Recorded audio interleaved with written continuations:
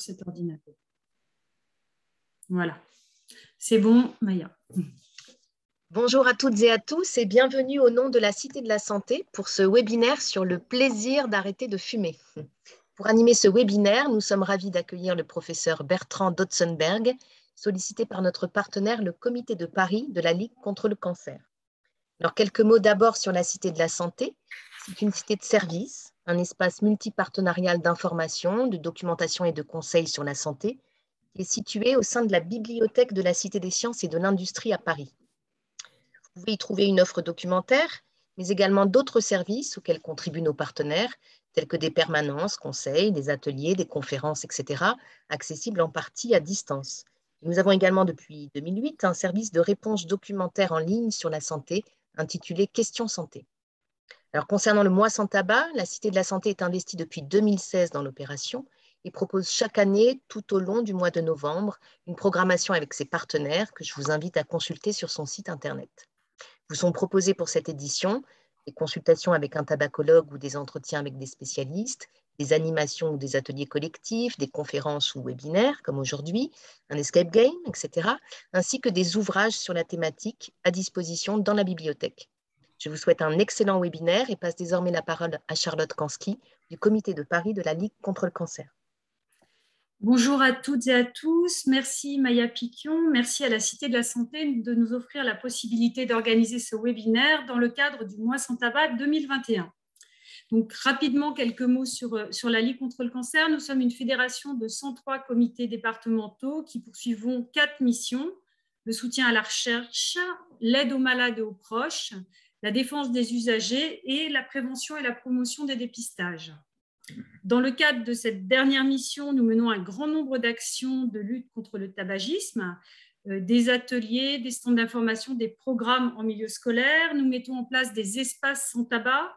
Nous sommes l'organisme ambassadeur du mois sans tabac en Île-de-France en lien avec 5 autres associations franciliennes. Et comme vous le disiez, Maya Piquion, nous proposons un escape game sur l'arrêt du tabac pendant tout le mois de novembre à la Cité de la Santé. Aujourd'hui, nous sommes très heureux de proposer un webinaire animé bénévolement par le professeur Bertrand Dotzenberg. Donc, professeur Dotzenberg, vous êtes professeur honoraire de pneumologie de Sorbonne Université. Vous étiez tabacologue à la Pitié-Salpêtrière. Vous êtes très investi de longue date dans plusieurs associations de lutte contre le tabac et vous êtes l'auteur de plusieurs livres sur le tabagisme. Vous avez coordonné en mai 2013 un rapport sur la cigarette électronique pour le ministère de la Santé et vous avez écrit également un livre sur le plaisir d'arrêter de fumer, sujet dont vous venez nous parler ce soir dans le cadre de ce 6e mois sans tabac. Avant de vous laisser la parole, je précise que les participants sont invités à couper leur micro et qu'ils pourront poser des questions dans le fil de discussion.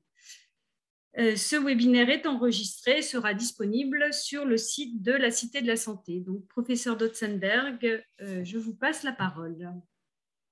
Donc, merci à Maya et merci à Charlotte pour cet accueil. Je suis toujours très heureux de parler du tabac, en particulier dans le cadre du mois sans tabac, dont c'est la 6e édition, et qui était un moyen un peu festif et de célébrer, entre guillemets, l'arrêt du tabac et de mettre l'arrêt du tabac comme un plaisir. Il y a beaucoup d'initiatives qui sont prises par les uns par les autres, qui sont plutôt des choses joyeuses que tristes et des tristes. Donc, ce séminaire va passer, il va être enregistré après, comme vous le direz après, et il sera visible. Donc, la première cause de mort évitable, c'est le tabac. Le tabac tue, c'est marqué sur le paquet de cigarettes, le tabac tue. Quand vous achetez un yaourt, il n'y a pas marqué le yaourt tue, il n'y a pas marqué cette banane tue, et pourtant on l'achète et on le consomme alors que ça tue, et ça tue de façon massive, puisque si on prend la totalité des causes majeures de mort selon l'OMS, on voit que le tabac est impliqué dans la plupart d'entre elles, dans les maladies cardiovasculaires, dans les maladies cérébrovasculaires, dans les infections des voies respiratoires, dans la BPCO, un bronchite chronique, qui était ma spécialité, mais aussi dans la tuberculose. Il y a plus de tuberculoses sont plus graves chez les personnes qui sont fumeurs, et bien entendu les cancers où ça joue un rôle majeur. Il n'y a pas les maladies diarrhéiques. Dans le VIH-Sida, l'OMS n'a pas mis de croix, mais il y a quand même une petite participation. Donc, le tabac intervient dans toutes les maladies existantes pour les aggraver. Là, c'est juste une diapo un peu éducative sur la consommation de tabac. Vous voyez en bleu les hommes et en rouge, rose les femmes. Je suis comme ça, je suis traditionnel pour les couleurs. Jusqu'en 76-77, le tabagisme a augmenté chez les hommes et depuis diminue. Le nombre de cigarettes par adulte et par jour diminue. Et on voit que le taux de cancer du poumon, depuis les années 90 ou 91, diminue chez l'homme. C'est-à-dire qu'il y a de moins en moins de cancer du poumon chez l'homme. C'est une bonne nouvelle. Et la courbe, vous voyez, a vraiment la même tête que celle-là, mais elle est décalée de 10 ans. Et chez les femmes, ça monte. Et d'après cette montée, on sait que chez les femmes, on va arriver au maximum dans 1 an ou 2 ans. Et puis après, le taux va diminuer chez les femmes. Que ce soit les hommes ou les femmes, tout le monde est sensible au cancer du poumon. Et plus on fume, plus il y a de cancer du poumon. La dépendance tabagique est responsable de 90% de la consommation. Quand j'étais jeune médecin, il y a beaucoup de femmes qui commençaient à fumer tard, qui fumaient le dimanche, le lundi, pas tous les jours, d'hommes qui fumaient seulement le cigare. Maintenant, c'est plus comme ça. Maintenant, les jeunes commencent à fumer tôt, ils sont dépendants, et 90% de la consommation de tabac est liée à la dépendance tabagique. Il y a des drogués du tabac. Ce n'est pas une liberté de fumer, c'est un esclavage. Si on regarde ce qui se passe sur la dépendance, généralement, la dépendance nicotinique maintenant est très, très massive. Alors, il y a toujours une petite dépendance que j'ai mis en jaune ici, comportementale, mais qui est très accessoire. En 2021, il est assez rare que ce comportemental soit important, mais ça arrive, on retrouve ça en particulier parmi les fumeurs de cigares ou de pipes, mais très rarement parmi les fumeurs de cigarettes. Et donc, cette dépendance comportementale est noyée dans la dépendance physique, et elle est difficile à mettre en œuvre, alors que beaucoup de discours des soignants, beaucoup de discours, il faut la volonté, il faut se mettre, etc., en route pour arrêter de fumer. En fait, c'est toute petite partie. Le traitement du diabète, c'est un traitement physique par l'insuline, ce n'est pas seulement un traitement comportemental. Le traitement comportemental est important. Quand on a un cancer, le comportement, la psychologie, c'est important, mais le cœur de la maladie, c'est vraiment un traitement physique, et c'est ça que je propose à mes patients, en leur expliquant qu'ils sont victimes et pas coupables. Donc en France, en dehors du mois sans tabac, plus de la moitié, 52% des fumeurs, ils essaient d'arrêter sans aucune aide. Et parmi ceux qui essayent d'arrêter, les médecins et les professionnels de santé ne sont que 10%. 9 fumeurs sur 10 qui vont arrêter de fumer ne va pas voir un professionnel de santé, et 20% prennent des médicaments, principalement les substituts nicotiniques, et font inverser ce paradigme. Il n'y a pas sur la photo, dans les mêmes études, on voit qu'il y a 40% de gens qui essaient la cigarette électronique, qui est un produit qui n'est pas idéal pour l'arrêt du tabac, mais qui est un produit qui est d'accès facile et d'accès joyeux, qui explique qu'on y a accès. Donc la VAB, vous voyez, dans cette étude-là, qui a été publiée dans le bulletin épidémiologique hebdomadaire, c'est 32% des tentatives d'arrêt, et que pendant le mois sans tabac, il y a plus de gens qui s'arrêtent, on passe de 43 à 67, et donc il y a plus de demandes d'aide à ce moment-là. Donc c'est une bonne chose.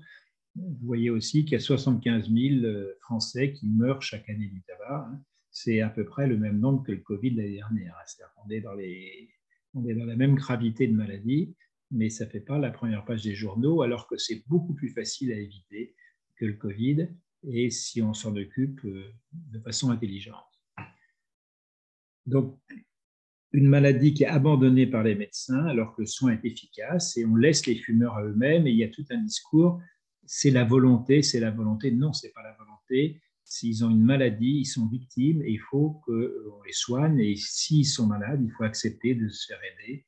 Et la première étape va être de comprendre la dépendance physique à la nicotine, qui est quelque chose qui est maintenant très majoritaire, qui n'était pas majoritaire il y a 50 ans, mais maintenant qui est très majoritaire avec le comportement. Au début, il y a toujours un comportement. La première cigarette, c'est un comportement d'initiation du tabagisme. On peut rester fumeur occasionnel, mais pas souvent. Et le plus souvent, c'est vraiment la dépendance qui s'installe. Et cette initiation du tabagisme, la dépendance, plus on la commence jeune, plus elle va entraîner la dépendance physique à la nicotine. Pour savoir si on est dépendant physique, il y a un test qui s'appelle le test de Fagenström qui reproduit cette diapositive. Mais si on le fait oralement, la principale question, c'est celle-là. Est-ce que vous fumez dans l'heure du lever? Oui, non. Et si on fume dans l'heure du lever, si on fume dans l'heure du lever, alors on est dépendant au tabac. Tout fumeur qui fume dans l'heure du lever est dépendant au tabac. La deuxième question, c'est le nombre de cigarettes. À la limite, c'est moins important. Donc, moi, je considère que tout fumeur qui fume dans l'heure du lever est quelqu'un qui est dépendant du tabac et quelqu'un qui est dépendant physiquement de la nicotine. Et quelqu'un qui est dépendant physiquement de la nicotine, c'est une victime, ce n'est pas un coupable, c'est une maladie physique qui est liée à des récepteurs que je vais vous montrer et non une maladie comportementale. C'est ça qu'il faut comprendre. Et quand on se fait bien traiter en se faisant aider, ça se passe beaucoup mieux. Le traitement de la dépendance physique est quelque chose de simple et ça doit être un préalable à la prise en charge psychologique. C'est-à-dire de dire il faut être motivé pour arrêter de fumer. Non. Moi, je dis il faut traiter la dépendance physique à la nicotine et après, voir ce qu'il y a comme motivation, mais ce n'est pas très important. Et la plupart des fumeurs qui ont un bon traitement de la dépendance physique, avec remplacement de la nicotine non fumée par la nicotine non fumée, ils s'aperçoivent qu'ils fument 2, 4, 6 fois moins et que finalement les cigarettes sont plus bonnes et que c'est facile de les arrêter. Et on s'aperçoit que les malades qui sont fumeurs sont beaucoup moins psychologiques que le pensent eux-mêmes. Donc, pour remplacer la nicotine fumée par la nicotine pas fumée, c'est facile. Il faut le faire progressivement en saturant les récepteurs nicotiniques, comme je vais vous le montrer. Dans le cerveau, on a une partie du cerveau qui ne dépend pas de la volonté. Le soir, quand vous avez faim, quand vous avez sommeil, quand vous avez soif, c'est votre cerveau qui dit « j'ai faim, j'ai soif, j'ai sommeil ». Donc, c'est le cerveau qui parle, mais ce n'est pas de la volonté. Vous ne pouvez pas dire « tiens, j'ai envie d'avoir sommeil ». Non, vous avez sommeil ou pas sommeil. Après, vous dites « je vais dormir, je ne vais pas dormir, je lutte contre mon envie ou pas ». Et c'est la même chose. Et c'est dans ces parties du cerveau qui ne dépendent pas de la volonté que la plupart des cigarettes, en fait, sont fumées. Alors, en sachant que si vous avez un tout petit peu faim et que vous passez à côté de la boulangerie, ça sent très bon, ça augmente votre faim de façon inconsciente, mais ce n'est pas au niveau de la conscience. Et dans cette partie du cerveau, après l'inoculation à l'adolescence de récepteurs nicotiniques, ici, il y a plein de récepteurs nicotiniques. Normalement, il y a très peu de récepteurs nicotiniques. Un corps humain normal, il n'a pas besoin de nicotine. Là, le fumeur, il va avoir besoin d'avoir une dose de nicotine élevée, une dose très élevée s'il a commencé à fumer avant 15 ans, assez élevée s'il a fumé à 16, 17, 18 ans, un peu moins élevée s'il a commencé jusqu'à 25 ans. Et après, la dépendance est moins constante si on a seulement commencé à 25 ans. Et le matin, cette mode de récepteur veut qu'on atteigne le taux de nicotine, mettons, de 40 nanogrammes par millilitre. Et tant qu'il n'y en a pas, on est en hyponicotinémie, comme on est en hypoglycémie quand on manque de sucre. Et là, les récepteurs, ils crient ma cigarette, s'il te plaît, ma clope, et puis ma clope maintenant, et puis ça continue par ma clope ta gueule si on ne l'a pas. Et on commence à s'énerver un petit peu si on ne l'a pas. Donc le corps, il a besoin de ça, et ce n'est pas sous le contrôle de la volonté, c'est un besoin physique. Et toute fumeur qui vous raconte ça le matin, moi, c'est quelque chose qui me rassure. Mais je dis, c'est sûr, alors vous êtes une victime, vous n'êtes pas un coupable. Ce n'est pas vous qui voulez, c'est votre corps, et on ne va pas, par la volonté, lutter contre ça. Donc, au niveau des récepteurs, là, c'est représenté une membrane cellulaire en bas avec des récepteurs nicotiniques. C'est un espèce de petit ressort qui traverse la membrane. Quand il se ferme, les lésions ne passent pas. Quand il s'ouvre, les lésions passent et ça fait passer l'information. Et quand on se fait brutalement en nicotine, tous les récepteurs sont ouverts et là, on a une boulimie, on se met à manger beaucoup, on prend 2, 3, 4, 5, 10 kilos en arrêtant, on est épouvantable, on déprime et on a des troubles du sommeil. Tout ça, c'est stupide parce que c'est très facile à éviter. Donc, pour arrêter de fumer, il ne faut pas se sevrer de tabac. Pour s'arrêter de fumer, il faut apporter aux récepteurs nicotiniques les récepteurs de ce qu'ils veulent. Si on considère que ces récepteurs, c'est une meute de chiens, il faut leur apporter les croquettes de nicotine pour qu'ils aillent à la niche. Et ils vont à la niche non pas parce que vous les avez attrapés en disant « méchant récepteur, va à la niche parce que je ne veux pas fumer », mais « ok, tu es là, je te mets à la niche, et j'explique à mes malades que la première semaine, ils sont des éleveurs, entre guillemets, d'une meute de récepteurs qui vont apprendre à mettre à la niche. Aussi longtemps qu'avec de la nicotine non fumée, on peut fumer une cigarette jusqu'au bout, c'est qu'on est sous-dosé en nicotine. C'est au moment où les cigarettes deviennent toutes mauvaises au milieu, quand on allume la cigarette pour des raisons comportementales, une bouffée, 2 bouffées, 3 bouffées, puis 4, 5 bouffées, elle est plus bonne. Là, ça veut dire que les récepteurs étaient saturés. Un enfant qui n'a pas de récepteur nicotinique en grand nombre, qui commence à fumer, ou un non-fumeur, il fume 1, 2, 3, 4 bouffées, ça va, et la 5e bouffée, il sature trop ses récepteurs et ça ne va pas. Donc, il faut les mettre à la niche. À la niche, ils sont en quarantaine, c'est-à-dire qu'au lieu d'être à la surface de la cellule, ils sont à l'intérieur. et ils sont sages. Et donc, quand on va substituer en nicotine, le premier objectif, c'est de combler ces récepteurs pour qu'il n'y ait plus de manque. Comme ça, le sevrage est facile. Mais la très bonne nouvelle, c'est que si on sature bien les récepteurs et s'il n'y a plus du tout de cigarettes, alors le nombre de récepteurs va diminuer. En gros, c'est de 1% par jour. Donc, ça va faire 1 tiers par mois, 2 tiers en 2 mois, 3 tiers en 3 mois. Et si vous achetez une boîte de patchs, c'est marqué prenez des patchs 21 pendant 1 mois, 14 pendant 1 mois et 7 pendant 3 mois. C'est ça, c'est ces diminutions de dose qu'on retrouve aussi avec les consommateurs de cigarettes électroniques. Ça arrive presque chez tout le monde. Il y a un petit pourcentage de fumeurs qui restent dépendants de la nicotine, et c'est ceux qui avant continuaient à croquer des gommes Nicorette et qui après continuent à vapoter avec des bonnes doses de nicotine. Mais donc, la bonne nouvelle, c'est que les récepteurs nicotiniques sont maintenus en grand nombre par ce qu'on appelle une up-régulation, c'est-à-dire les pics de nicotine, et que dès qu'il n'y a plus ces pics de nicotine, le nombre de récepteurs va baisser. Donc, tout fumeur remplace la nicotine fumée par de la pas fumée, les nicotines non fumées, et pendant 3 mois, et au bout de 3 mois, le plus souvent, il n'a plus besoin de nicotine.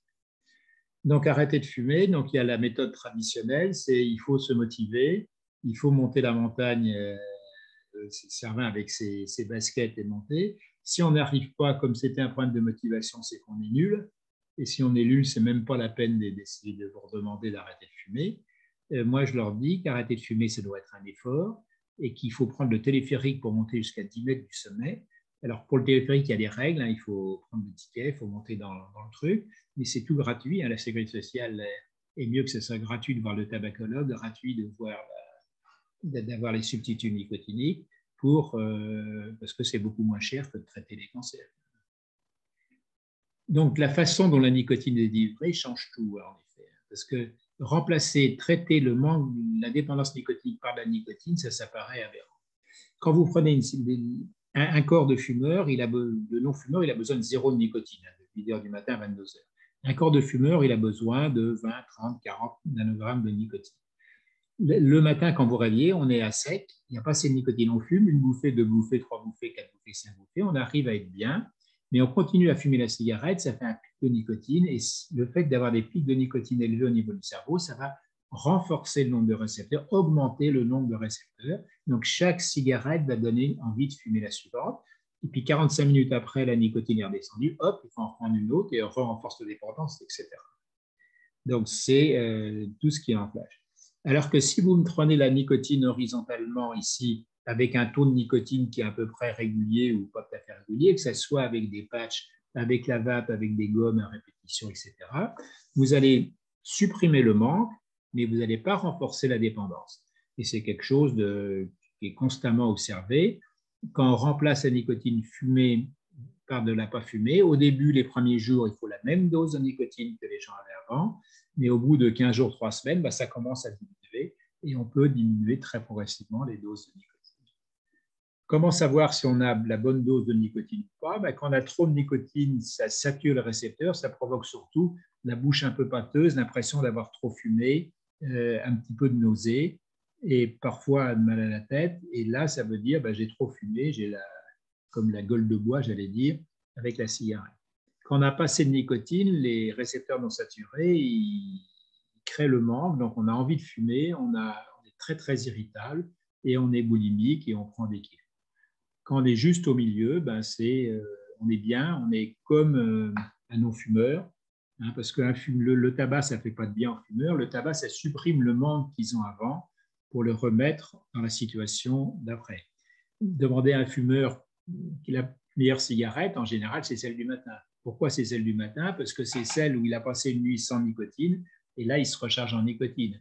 Un fumeur qui sort de l'avion, il va prendre ses 2 mains sur le filtre, il va prendre sa cigarette, il va inhaler, etc., se prendre des énormes bouffées de nicotine, prendre 3-4 fois plus de nicotine que normalement dans sa cigarette pour être bien. Il va dire « Ah, ça fait du bien, c'est bien. » Mais en fait, c'est bien parce qu'il était beaucoup en manque après. Donc, l'état normal d'un être humain, c'est comme le fumeur après la cigarette. C'est comme si le fumeur a dit « Ah c'est bien, on ne me donne plus de baffes. » C'est comme si la situation normale, c'était de prendre des baffes toute la journée. Non, la situation normale, c'est d'être comme un fumeur après sa cigarette ou comme un non-fumeur. C'est le même état. Donc, le tabac est les feuilles de tabac sont la source de toute la nicotine utilisée chez le fumeur. Que ce soit les plantes de tabac avec lesquelles on fait des cigarettes ou qu'on fasse l'IQOS, c'est ce tabac chauffé, le produit blanc que je vous ai monté à côté, qu'on fasse des bidons de nicotine à 99,6% de nicotine qui vont servir à faire les liquides des cigarettes, les patchs, les gommes, etc., c'est la même nicotine. Et pourquoi on prend que la nicotine des plantes alors que la nicotine, une molécule assez simple qu'on sait synthétiser? C'est que vous savez, toutes les molécules chimiques sont une forme d'évogire et d'extrogire qui sont encore comme si se regardaient dans un miroir. Et pour le tabac, pour être efficace et pas avoir d'effet secondaire, c'est seule la forme l'évogire qui est efficace. Et c'est pour ça qu'on prend les feuilles de tabac, c'est le moyen le moins cher. Donc, selon la cinétique, les effets de la nicotine peuvent être opposés. Le tabac chauffé, ça supprime le manque très bien, mais ça donne des pics de nicotine, parce que le tabac chauffé, c'est un nouveau mode de tabac pour réduction du risque, mon œil, qui a été fabriqué par l'industrie du tabac, mais qui délivre la nicotine en 3 minutes à 5 minutes. C'est un pic très, très aigu, et finalement, la nicotine arrive même avec un pic plus précoce que la cigarette, donc c'est potentiellement aussi addictif ou plus addictif que la cigarette. Et donc, ça crée l'addiction. C'est un produit, le tabac chauffé, est comme la cigarette, un produit d'entrée en addiction. Si on prend à l'opposé les patchs en bas, là, c'est un apport qui est très régulier, qui baisse les besoins de nicotine. Tous les gens ont de moins en moins besoin de nicotine. Et si vous prenez les formes orales ou la vape ou les substituts nicotiniques, ça supprime le manque, c'est peu addictif, d'autant moins addictif qu'on prend régulièrement toute la journée, et ça baisse les besoins de nicotine. Ça conduit à des baisses de besoin de nicotine. Il y a un autre médicament qui est la varénicline. Malheureusement, celui-ci est depuis 4 mois pas disponible, et ça, c'est des choses qui m'énervent un petit peu, mais c'est la vie. Les produits du tabac sont complètement négligés par l'Agence du médicament et les autorités sanitaires, et le fait qu'il n'y en ait pas pendant 4 mois ne gêne personne, et les malades qui étaient sous ce traitement sont abandonnés à leur sort. C'est assez triste, parce que c'est quand même une maladie mortelle dont on a une chance de mourir, comme on a vu tout à l'heure, mais c'est la vie. Donc, la varénicline, c'est vraiment une molécule qui est spécifique et qui agit sur les récepteurs nicotiniques, une partie d'entre eux, ce qu'on appelle les alpha-4 bêta-2, mais ça n'a pas d'importance. Ça n'a rien à voir avec le Zyban, qui était une autre molécule, qui était une molécule neurologique qui atteignait surtout le cerveau. Le Champix n'a pas d'effet neurologique, psychiatrique, etc. C'est un médicament qui a été très décrié par les réseaux sociaux et par certains pendant 4-5 ans, et maintenant qui est revenu donc, en état normal. C'est un médicament qui a peu d'effets secondaires. Les effets secondaires sont des signes de surdosage en nicotine qui sont un petit peu de nausée, la bouche un peu pâteuse. Et puis, on a aussi, avec la varénicline, avec les patchs, de la nicotine la nuit dans le cerveau. Normalement, la nuit, on n'a pas de nicotine dans le cerveau. Les fumeurs, il n'y a que 10% ou 15% des fumeurs qui fument la nuit quand ils se lèvent. La plupart n'ont pas de nicotine dans le cerveau. Et là, on se retrouve avec beaucoup de nicotine dans le cerveau. Et quand on a de la nicotine dans le cerveau la nuit, soit on se souvient mieux de ses rêves, soit on en a plus, mais on a des rêves bizarres. C'est Blanche-Neige qui va voir Peter Pan pour dire à Biden de laisser Thomas Pesquet dans l'espace ou n'importe quoi. C'est des trucs complètement délirants, et il faut juste prévenir les gens qu'ils peuvent avoir ces rêves délirants. 40% des gens ont ça à peu près. Tous les gens qui sont un peu artistes, ça les amuse et ils disent encore. Et puis ceux qui sont inquiets, ça les panique. Il suffit d'arrêter le soir la nicotine, on n'a plus cet effet le soir même. Mais le lendemain matin, on est à sec. Parce que quand vous mettez un patch, par exemple, c'est 1h30 pour monter. Et si la première cigarette est fumée au bout d'une demi-heure, ça ne va pas aller. Donc, sur le plan pragmatique, qu'est-ce qu'on va faire? Donc, traiter la dépendance, la dépendance physique à la nicotine, et le premier temps pour tous ceux qui fument dans l'heure du lever. Je parle que tous ceux qui fument dans l'heure du lever, mais c'est l'immense majorité des fumeurs.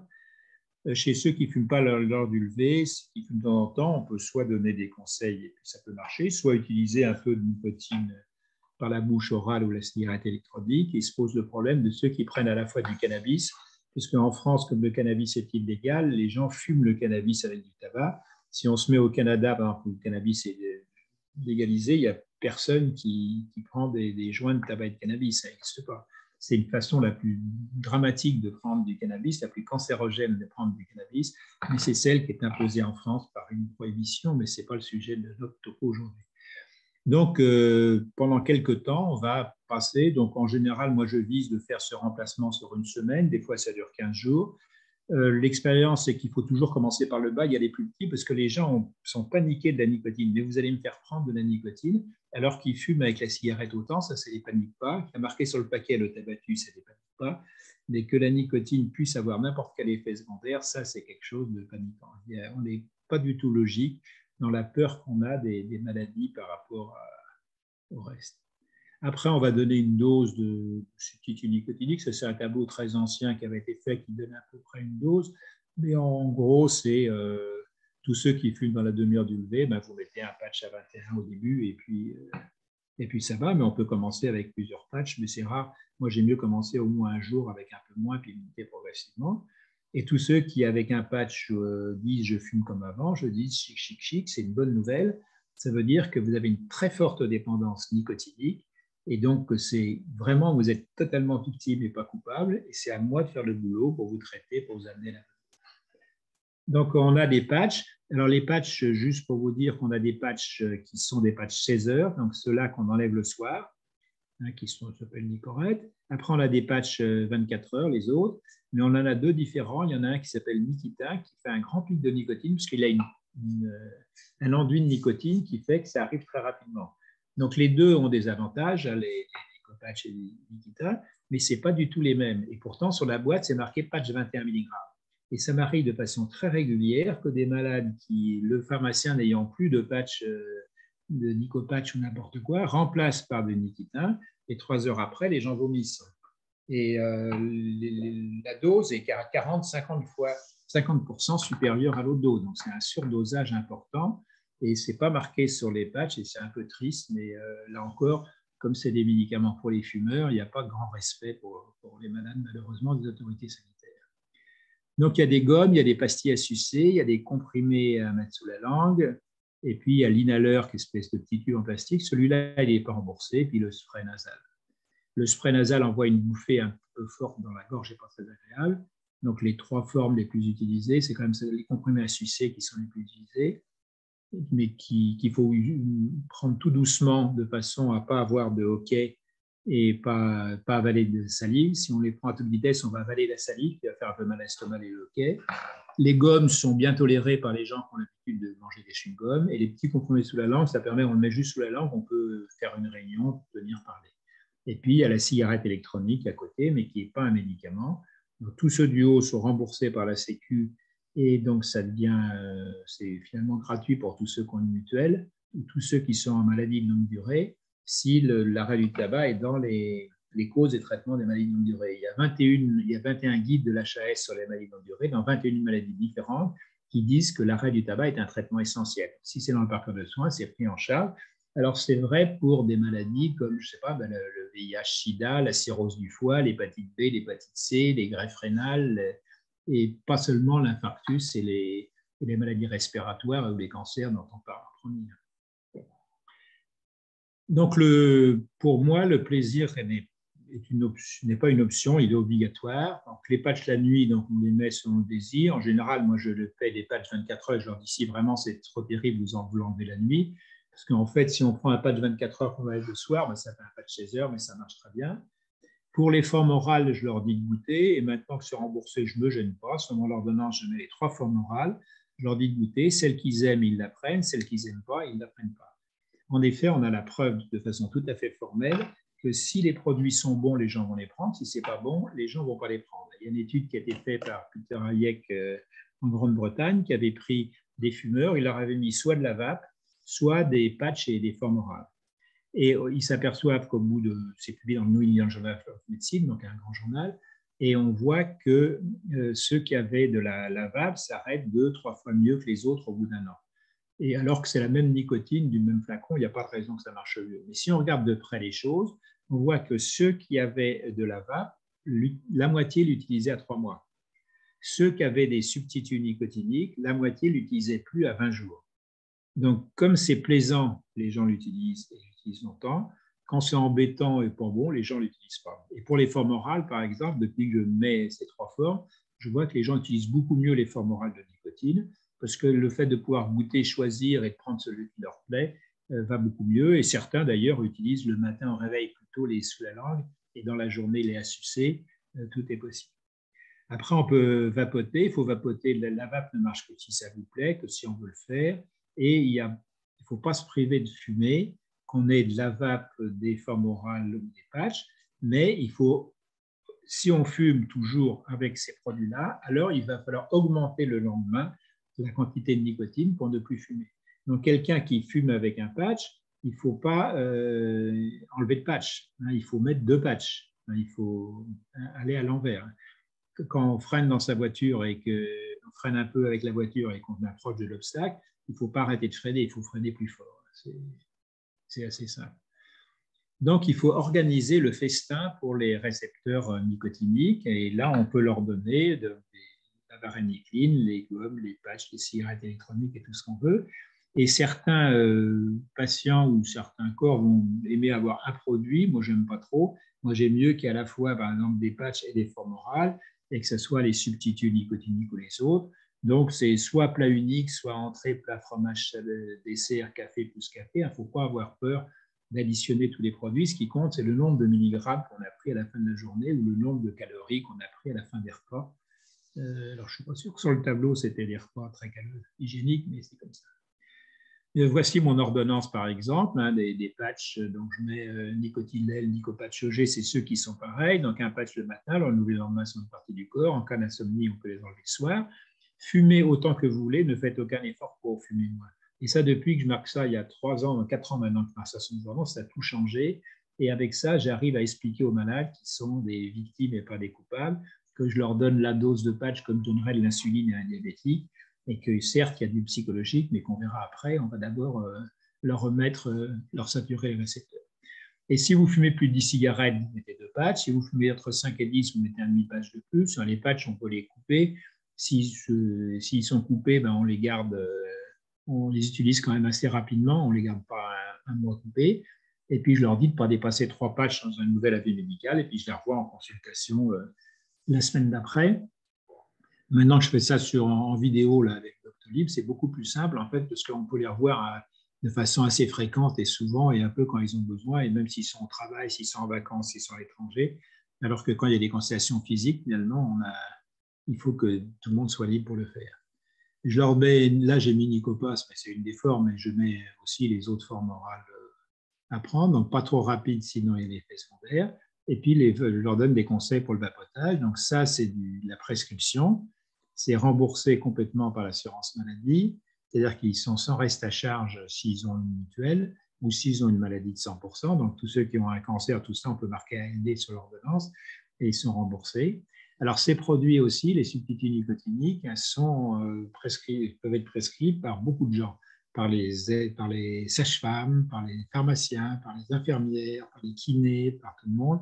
Donc, en gros, tous les soignants, prescripteurs et soignants, pas les aides-soignants, les ambulanciers, mais tous ceux qui sont vraiment au contact à soigner les malades et qui donnent des médicaments d'habitude, peuvent les prescrire et vous êtes remboursé. C'est-à-dire que l'infirmière qui prescrit est remboursée. C'est le premier médicament que les infirmières prescrivent comme ça qui sont remboursés. Et même les infirmières scolaires, etc. Il y a les pilule du lendemain aussi qui est remboursée. Donc, fumez autant que vous voulez, c'est le secret et la phrase qui change tout. Là, je n'ai pas mis, mais j'ai aussi une phrase pour l'entourage quand il y a des... Il ne faut pas que l'entourage embête. Quand il y a des couples de fumeurs, souvent le conjoint donne des conseils vraiment parce qu'ils aiment beaucoup le fumeur et puis ils trouvent qu'avec les stènes qu'il a de fumer, c'est pas bien, et ils pensent qu'il va mourir. Et plus ils donnent de conseils, plus l'autre il fume. Donc, je leur demande de ne pas donner de conseils pendant qu'ils arrêtent et puis ils les félicitent après. Alors, une fois qu'on a eu la bonne dose de nicotine, les cigarettes sont plus trop bonnes. Les cigarettes au réveil, donc on peut fumer jusqu'au bout, c'est toujours un manque de nicotine, il faut toujours les fumer. Si c'est une cigarette avec le café, là, on peut être en réflexe conditionné. Si elle est bonne, ben, il faut augmenter la nicotine, mais si elle devient plus bonne, là, il faut dissocier les actes et changer la tasse de café pour autre chose, changer de table, changer d'endroit. Les cigarettes avec les amis, on peut annoncer l'arrêt sans problème. Là où c'est le plus compliqué, c'est qu'on a 3 verres d'alcool ou 3 bières le soir, c'est un peu plus difficile. Et puis les cigarettes, gestion des humeurs, ça aussi, il faut trouver un autre doudou. L'acte de fumer est un acte de relaxation. Quand vous allez fumer, quand vous êtes au bureau, vous mettez de côté, vous mettez au calme, vous prenez votre cigarette, vous faites une grande aspiration, vous faites rentrer l'air au fond des poumons, vous soufflez, vous sentez la fumée qui sort. Quand vous allez voir quelqu'un qui fait de la sophrologie, il va vous faire la même chose, sauf qu'il n'a pas de cigarette, mais c'est la même chose. Donc, c'est un acte qui peut être pris en relaxation. Et puis, là, dès qu'on a la bonne dose, les doses vont descendre. Alors là, j'ai mis ça avec la cigarette, mais c'est avec le reste. Bien souvent, les gens qui commencent avec la cigarette électronique commencent avec du 18 mg par millilitre, puis en prennent 2 millilitres, puis après, ils peuvent prendre du 12 et du 6. Ceux qui baissent trop vite, ils vont vapoter toute la journée, beaucoup. Et ça, il faut monter un petit peu la dose pour qu'ils vapotent moins, et ça se passe bien. Et c'est un produit de sortie du tabac. Il y a maintenant pratiquement autant d'ex-fumeurs en France que de fumeurs. Il y a maintenant en France autant d'ex-vapoteurs que de vapoteurs. C'est-à-dire, ce n'est pas parce qu'on vape qu'on vapote toute la vie. Beaucoup de gens sont persuadés qu'on vape pour vape à vie. Non, beaucoup de gens, 99% des fumeurs vapent parce qu'ils ont été fumeurs et vapent pour sortir du tabac. Voilà.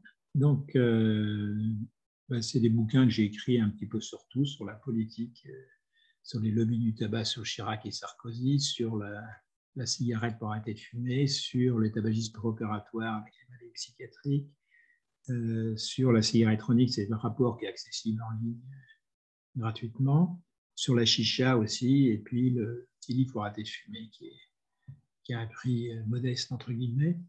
Et voilà. Et si on arrête bien, c'est sans prise de poids, etc. Donc, bien compensé en nicotine, c'est comme la péridurale, ça rend l'accouchement plus facile.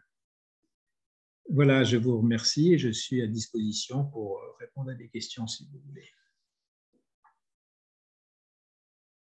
Je n'entends personne qui parle. Alors, est-ce qu'il y a des questions? On peut ouvrir les micros des participants. Si vous avez des questions, n'hésitez pas.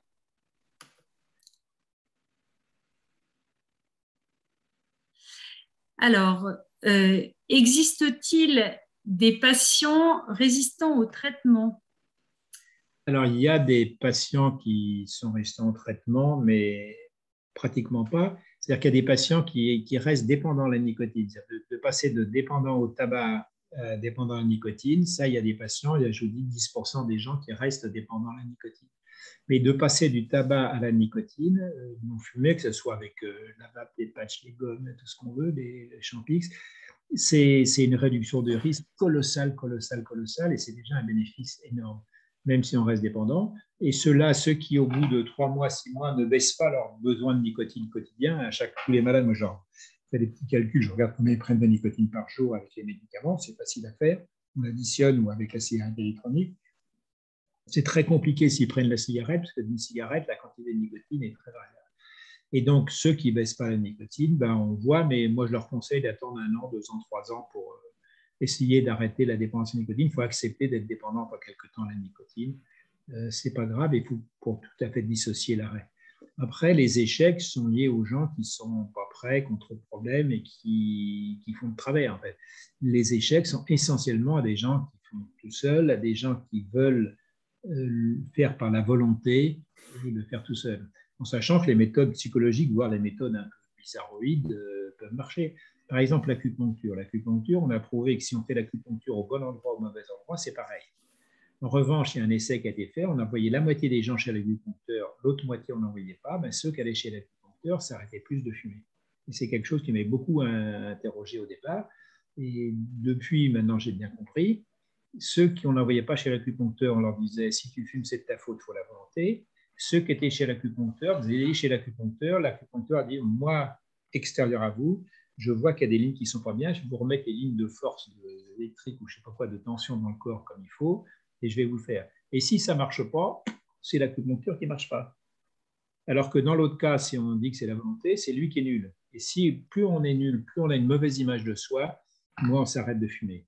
L'hypnose aussi, c'est la même chose, ça peut marcher chez certains, ça peut marcher chez d'autres. L'hypnose peut-être aurait quelques intérêts, mais pour l'arrêt au début, de faire toutes ces méthodes, tant qu'on n'a pas substitué complètement la nicotine, c'est un peu idiot.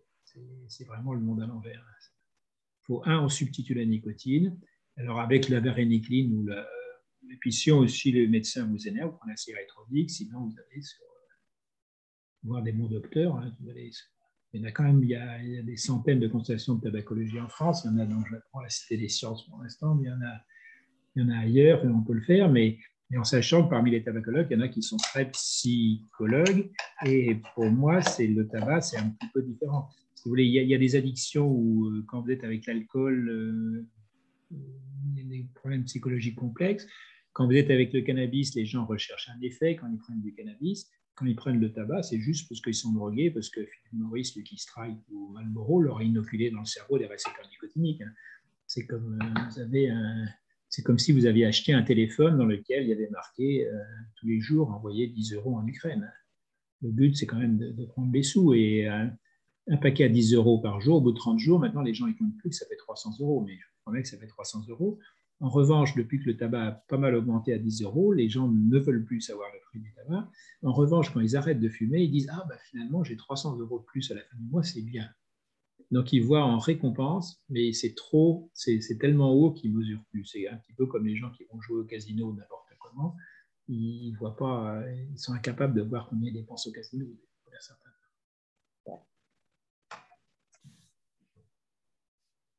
Alors, quels sont les risques du vapotage à long terme? Alors, le vapotage à long terme, le risque est infime. En gros, de fumer, c'est l'autoroute à contresens. De fumer, c'est l'autoroute à contresens à 150 km/h. C'est dangereux. On a une chance sur deux d'en mourir tous les 10 km. Le vapoter, c'est l'autoroute à 150 au lieu de 130 dans le bon côté du bon sens de la route. Donc, je ne peux pas dire qu'il y a zéro risque, mais il y a un risque. Mais par rapport à fumer, c'est-à-dire si les gens ont une chance sur 10, une chance sur 100 de redevenir fumeurs en arrêtant de vapoter, il faut surtout les inciter à fond à vapoter. Par contre, on peut vapoter différemment. Ceux qui vapotent tout le temps, c'est souvent ceux qui, en gros, dépensent plus de 2 millilitres par jour de liquide, c'est qu'ils ont des concentrations de nicotine pas assez fortes dans leur liquide et c'est facile à le faire. Et tous ceux qui ont besoin de fortes doses de nicotine, le sel de nicotine qui est apparu maintenant sur le marché des maisons a beaucoup changé les choses. La nicotine vendue normalement dans la cigarette électronique a un pH très élevé, donc pH 8-9, qui est très irritant, qui fait tousser. Dès que vous mettez avec un peu d'acide dedans, vous faites un sel de nicotine, vous avez un pH qui est le même pH que l'acidité, exactement la même que celle de la gorge, le même pH que la gorge, et ça fait plus tousser. Et là, on tolère bien des 20 mg par millilitre, qui est la dose maximum acceptée en France. Mais si vous vapotez bien, quand vous prenez 1 millilitre de 20 mg par millilitre, vous prenez 20 mg de nicotine, où 18, 19 sont absorbés, c'est quasiment comme un patch. Donc, la vape est un moyen efficace d'apporter des grandes doses de nicotine s'il faut, et il ne faut pas s'en priver, il ne faut pas le gêner. La crainte qu'ont certains, c'est est-ce que les non-fumeurs vont s'en servir? Là, on est quand même... Là, il y a 10 ans qu'il y a de la vape, il y a 99% des vapoteurs qui sont des anciens fumeurs. Donc, et le 1%, c'est peut-être des erreurs. C'est comme 1% qui savent plus s'ils sont une fille ou un garçon. Donc, on est à peu près à ce niveau-là. La deuxième chose, c'est qu'ils ont peur que la vape soit une porte d'entrée en tabagisme. Et ça, c'est faux, archi faux. La vape est une porte d'entrée en tabagisme. Un tout petit peu. C'est-à-dire, si on prend des gens, des adolescents qui n'ont rien pris du tout, ni tabac, ni rien, on exclut tous ceux qui ont commencé à fumer, on prend que ceux qui prennent rien. Là, ceux qui vapent, effectivement, il y a 2 fois plus de vapoteurs. Mais ça, c'est peut-être qu'ils l'auraient fait même sans la vape. Mais si on compare les fumeurs et les vapoteurs, les fumeurs, c'est beaucoup, beaucoup plus. Et l'OFDT, moi j'ai fait des études avec Paris Sans Tabac, l'OFDT a fait des études avec les grandes enquêtes qu'ils font au niveau européen. C'est très clair, la vape est beaucoup plus un concurrent du tabac qu'une porte d'entrée. On ne peut pas dire que c'est absolument pas une porte d'entrée, mais c'est microscopiquement une porte d'entrée, massivement un concurrent. Et d'ailleurs, dans tous les pays où il y a beaucoup de vape, aux États-Unis, c'est le grand scandale, la vape envahit le pays, etc. Il y a moins de 5% de fumeurs à 17 ans. Moins de 5% de fumeurs à 17 ans. Donc, on a un effondrement du tabagisme avec l'arrivée massive, impossible de la vape. Donc là, on est dans des discours qui sont complètement en dehors du bon sens, qui m'énervent, mais c'est la vie. Il ne faut pas trop s'énerver à mon âge, c'est vrai. Et concernant le tabac à chauffer, on a compris que c'était mauvais pour l'organisme. Est-ce que c'est quand même un outil de réduction des risques par rapport à la cigarette? Non, l'industrie du tabac, même dans ces documents, dit que c'est un potentiel produit de réduction des risques. Exactement comme quand les cigarettes blondes avec fil sont arrivées il y a 60 ans, ils ont dit que ça allait réduire le risque. Et on toussait moins. Et c'est vrai, avec les cigarettes blondes, on tousse moins qu'avec les brunes. Au mieux de faire un cancer de la trachée, des grosses bronches de type épidermoïde. Au lieu de tousser, cracher, de faire la bronchite chronique en toussant, cracher, on fait directement l'emphysème et on fait des cancers de type adénocarcinome du bout du poumon. Donc, ça change un peu la localisation des cancers, mais dans les deux cancers, c'est 90% de morts au bout de l'année. Alors, un petit peu moins maintenant pour l'adénocarcinome, mais on meurt énormément, donc c'est pareil, donc ça n'a pas changé. Donc, sur le papier, c'était une réduction de risque, dans la réalité, c'est ça. Le tabac chauffé délivre moins de nicotine que le tabac, que les vraies cigarettes. Donc, les gens vont en prendre plus pour tirer dessus dans la vie réelle quand on le fait. Et en plus, ça délivre la nicotine de façon extrêmement rapide. C'était construit pour que le pic de nicotine soit très précoce et c'était construit pour que ça s'arrête au bout de 3 minutes 5 à 5-6 minutes selon les types. Donc, c'est construit pour être addictif. Alors que la cigarette électronique est construite pour donner tout le temps. La cigarette électronique, ça a été inventé par un pharmacien chinois, une langue qui avait son papa qui avait un cancer du poumon, toutes les côtes cassées, les métastases partout, qui toussait, il continuait à fumer, et ça l'énervait. Et c'est pour ça qu'il a fabriqué la cigarette électronique. C'est pour soulager les douleurs d'un cancéreux en phase terminale qui ne pouvait pas s'arrêter. Et l'avantage de la cigarette électronique, c'est un produit qui est... Les gens comprennent que c'est un remplacement. Et maintenant, j'ai le même langage avec les produits, les médicaments. Je leur dis, on ne va pas arrêter de fumer. Je dis, vous allez rester avec la même dose de nicotine, mais au lieu d'avoir de la fumée, vous allez avoir de la pas fumée. Au lieu d'avoir un truc sale, vous allez avoir un truc propre. Peut-être qu'un jour, on pourra faire ça pour le cannabis aussi.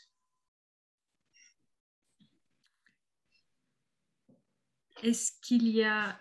Alors, un grand merci, nous dit Vanessa, pour ce nouveau regard sur l'arrêt du tabagisme. Voilà. Merci beaucoup pour cette présentation. J'ai mis une petite diapo sur la chicha aussi, qui est faite avec le côté de Paris, entre autres, et d'autres. La chicha, chez les jeunes, c'est un produit massif de consommation. Et c'est un produit d'entrée, c'est un produit qui ne donne pas une forte dépendance. Parce que la chicha, entre le début de la chicha et le moment où on arrête, c'est 45 minutes et il y a l'équivalent de 1 à 2 cigarettes. Donc ça ne donne pas plus de dépendance que les cigares et choses comme ça, donc moins que les cigarettes. En revanche, c'est une usine à pollution. Chaque bouffée de chicha est aussi toxique qu'une cigarette. 40 bouffées de chicha, c'est comme fumer 2 paquets de cigarettes. Donc, c'est quelque chose qui est épouvantable et qui rend quand même les jeunes tolérants à la nicotine et qui leur permet après de devenir dépendants aux autres produits. Et le marché du tabac chicha est tenu plutôt par les réseaux salafistes que par les buralistes. Et c'est pas le rêve. Et là, les jeunes n'y connaissent rien à la chicha non plus. Il faut vraiment expliquer la brochure là, qui est très bien faite, qui est disponible. Vous voyez, il y a le logo Moi sans tabac, le logo de la Ligue en bas. Il n'y a pas le logo de la Cité des Sciences, mais on peut le reproduire, le faire, etc., autant qu'on veut. Et n'hésitez pas à utiliser ça, c'est très apprécié des jeunes qui... La moitié des jeunes français ont essayé la chicha et ils ne savent pas ce que c'est.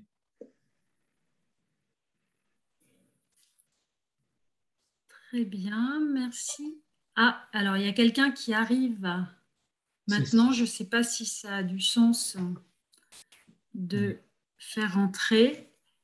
Alors, Séverine nous dit qu'il y a un flyer qui est disponible à la Cité de la Santé également pour présenter alors le flyer chicha, je pense, ce flyer chicha est disponible.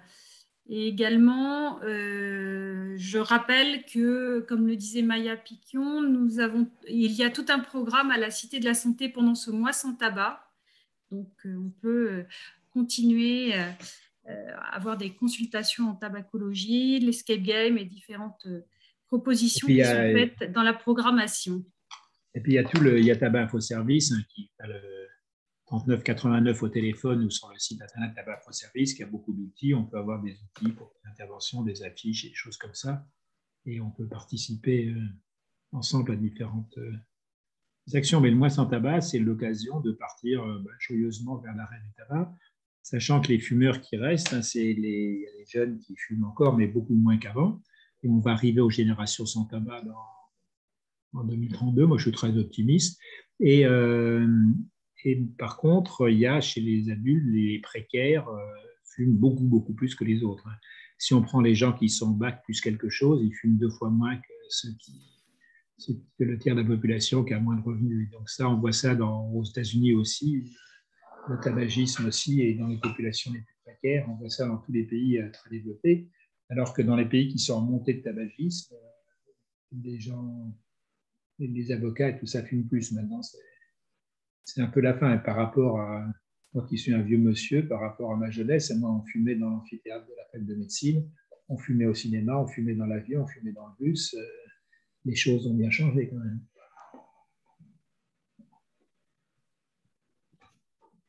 Très bien. Est-ce qu'il y a encore des questions? On va vous remercier, professeur Dotzenberg, pour ce webinaire très, très intéressant sur le plaisir d'arrêter de fumer. Et donc, on vous invite à regarder en replay ce webinaire. Voilà, Bien. très bien. Un bon mois sans tabac à tous, et puis arrêtez de fumer, puis soyez gentils avec les fumeurs, expliquez-leur qu'on peut les aider. Merci beaucoup. Merci infiniment, professeur Dotzenberg. Merci à la Ligue contre le cancer également, au comité parisien. Bonne fin de journée, à bientôt. Bonne fin de journée, au revoir. Au revoir.